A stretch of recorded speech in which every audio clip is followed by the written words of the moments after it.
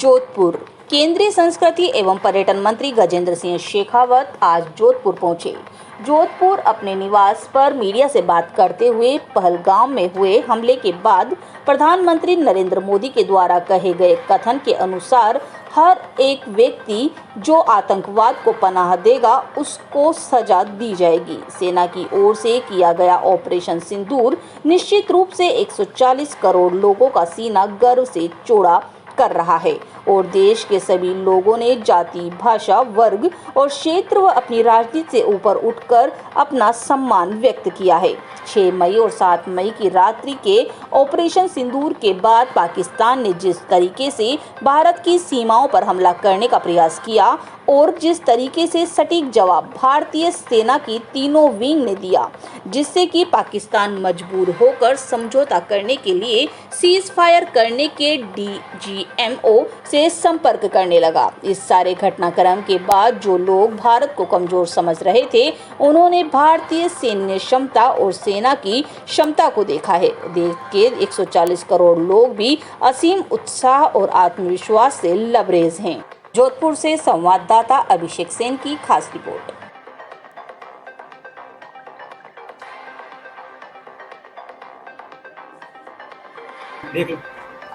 कि पहलगाम की दर्दनाक घटना के बाद में जिस तरह से माननीय प्रधानमंत्री जी का संदेश कि इस दुर्दांत आतंककारी घटना के पीछे खड़े हर व्यक्ति को कल्पनातीत सजा मिलेगी और फिर भारत की पराक्रमी सेना द्वारा किया गया ऑपरेशन सिंदूर निश्चित रूप से देश के 140 करोड़ लोगों के सीना गर्व के साथ में ऊंचा हुआ, मस्तक ऊंचा हुआ है और देश के सभी लोगों ने जाति, भाषा, वर्ग और क्षेत्र अपनी राजनीतिक मान्यताओं और प्रतिबद्धताओं इन सब से ऊपर उठ करके देश की सेना के प्रति अपना सम्मान व्यक्त किया। 6 और 7 के मध्य रात्रि के बीच हुए ऑपरेशन सिंदूर के बाद पाकिस्तान ने जिस तरह से भारत की सीमाओं पर हमला करने का प्रयास किया और जिस तरह से सटीक जवाब देश की सीमा पर रक्षा में खड़ी देश की सेना के तीनों विंग्स ने दिया कि पाकिस्तान को एक बार फिर मजबूर होकर के समझौता करने के लिए, सीज फायर करने के लिए DGMO के स्तर पर आग्रह करना पड़ा। निश्चित रूप से इस सारे घटनाक्रम में ऐसे सारे लोग, विश्व भर में ऐसे सारे लोग जो 2014 से पहले की परिस्थितियों के चलते हुए भारत को एक कमजोर देश मानते थे, उन्होंने भारत की सैन्य क्षमता और भारत के सैनिकों की शक्ति को पहचाना है और देश के 140 करोड़ लोग भी असीम उत्साह से, आत्मविश्वास से लबरेज हैं। ऐसी परिस्थिति में देश भर में तिरंगा यात्राओं का आयोजन हो रहा है। राजनीतिक प्रतिबद्धताओं से ऊपर उठ करके सामाजिक स्तर पर सैनिकों के प्रति सम्मान व्यक्त करने के लिए इस तरह की यात्राओं का आयोजन हो रहा है।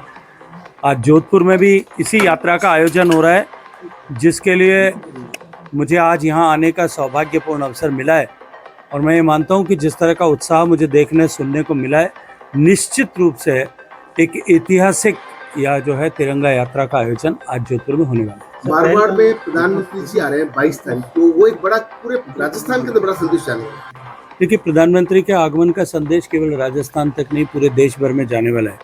एक तरफ जो वहाँ अमृत स्टेशन जो देश भर में बने हैं, ऐसे लगभग 100 से अधिक अमृत स्टेशंस का इनॉग्रेशन वहाँ से करेंगे और उसके साथ साथ में भारत के वेटरन सोल्जर्स जो हमारे गौरव सेनानी हैं, उनके साथ में संवाद भी करेंगे।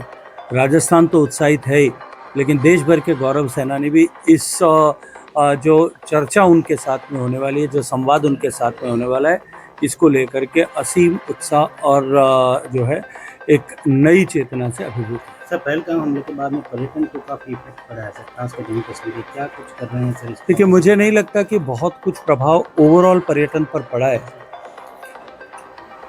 जम्मू कश्मीर में भी टूरिज्म का वापस रिवाइवल होने लगा है और घटना के तीसरे दिन से ही इस तरह का रिवाइवल शुरू हो गया था। और मैं ये मानता हूँ कि जो कुछ थोड़ा बहुत स्लिप बैक इसके कारण से होगा, वो भी आने वाले एक आध महीने में पूरा हो जाएगा, लेकिन देश के अन्य पर्यटक स्थलों पर उसी क्रम में उसी तरह से जो है वो पर्यटन बदस्तूर जारी है। देश में आने वाले लोगों का रुझान उसी तरह से है और देश के डोमेस्टिक ट्रैवलर्स जो भारत के अपने नागरिक अपना देश देखने के लिए जो निकलते हैं घर से, वो उसी उत्साह के साथ में घर से बाहर निकलते हैं।